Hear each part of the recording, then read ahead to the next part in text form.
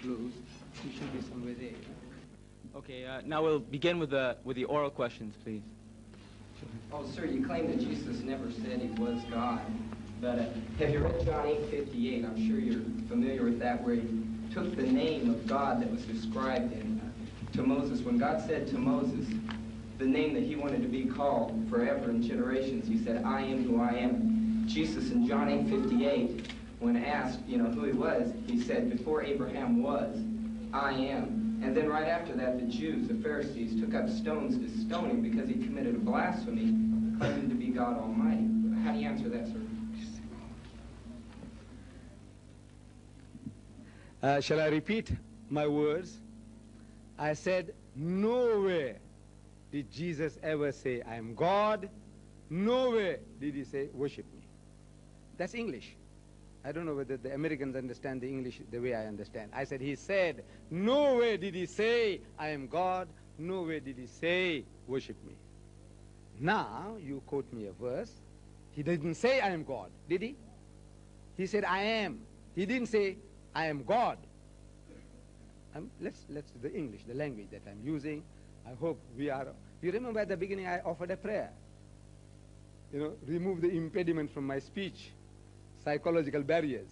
You see, I'm thinking something, talking something, you understanding something else. I said, where he said, I am God. Where he says, worship me, nothing. So you're quoting something else. I will respond. You see, I will not brush you off. I say, oh, this is of no consequence. No. He did say, they're asking him, he says, in the Garden of Gethsemane. You see, they come looking for Jesus. And he's asking, whom seekest thou, you people? Who are you looking for? They say, Jesus. He says, I am he. I am. He, who? God. They were looking for God. No, he says, I am he. Who? Jesus, the one you're looking for. If some of your FBI or CIA fellow comes along looking for Deedat, he said, who's Deedat here? I said, I am. What, God? When I say I am, no, he says, I am Deedat. So now, if a person is looking for trouble, you see, when we're looking for faults, and the Jews were looking for trouble against Jesus, any excuse, every excuse. Slightest something he says, they pick up stone again to stone him. Why? Because they say, you claim such and such a thing. You blaspheme, you blaspheme. They were always continuously out to get him out, to catch him out, because they didn't like his preaching. Okay, they say, where are you, Jesus? Okay, Jesus is in the garden. Now, is it normal for a person to say, before Abraham was, I am? Right. So, no, right. That's right. So, that's right. So now, this word I am is from the Old Testament. Yes, sir, Yahweh. Literally. No. Moses goes to the mount, yes, sir. And when he's commissioned to go and liberate his people, he says, he's asking God, he said, look, what shall I say? Who sent you? So he said, look, I am what I am. Eheye, Asher, Eheye. In Hebrew, that's what he said. Eheye, Asher, Eheye. Means I am whatever I am. Just don't bother about who sent you. I sent you. Go, man. What you asking me names? I am. Not I am whatever I am. Please. You see, the questioner, I hope, will go and sit down. Because this is not a debate. You ask a question, I will answer. Please sit down. Please sit down. Later there in the front seat, there's a chair. Sit down there. Right. That's right. You ask a question, I will respond. You see, but this is a debate. And debate I had with Jimmy Swaggart. You see, we don't want to debate tonight. So, God tells Moses, go man, go. Eheye, Asher, Eheye. I am what I am. What you bothered about who I am? Somebody comes along and says, look, move the mic from here to there. He said, who are you? Maybe he's in charge of this establishment. Say, look, don't bother about all that. You put that thing there. What? He said, who are you? I said, I am whatever I am. Do the job then. So that word in the Greek translation is ho on. Ho on, I am. In Greek, your Septuagint, your Greek scriptures of the Old Testament, the word there is ho on, means I am. In the New Testament, the Greek word is ego eimi. Look, it's not the same word. Whatever it means in Hebrew or Greek, I don't know. but it's not the same word. Ho on, ego eimi. Then before Abraham was, I am. I am before Abraham was. I am. I said, now how was he? Was he with God? I accept. He was with God. See, he was with God. I say, you were also with God. I was also there. Jeremiah tells us, God tells Jeremiah, he says, before you were in your mother's womb, I knew you. And I made you a prophet to the nations before you went into your mother's womb. Jeremiah. You read that? Jeremiah, God says, I know you before you were in your mother's womb. I made you a prophet. How? What kind of a prophet is this? Before he goes in his mother's womb, he's a prophet. Was he with God? Of course he was with God. In other words, in the knowledge of God. Jeremiah was there. Jesus was there. Muhammad was there. Hitler was there. Reagan was there. Everybody was there. You, me, everybody. In the knowledge of God.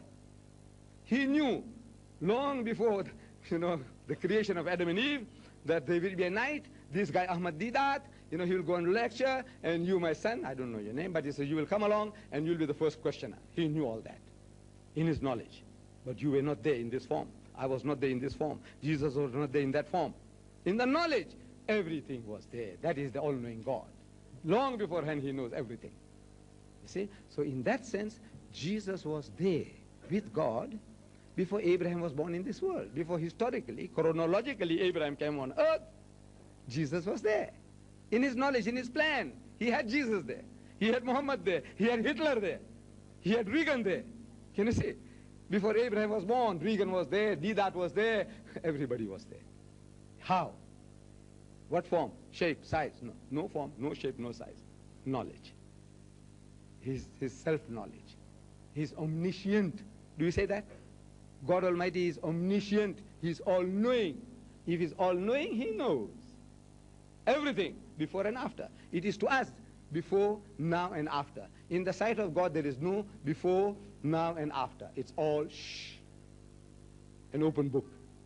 That is our understanding of the expression. Why the Jews took exception? They were taking exception to everything. You see, in John chapter 10 verse 30, you remember? They took up stones again to stone him. You know why? Because he said, I and my Father are one. You read that context and you find is a series of deliberate misunderstanding. See, when you're looking for trouble, you get it around the corner. You don't have to go very far. This is human beings. Every innocent expression you make, I can find fault with it. You know that? Like the word son is my son.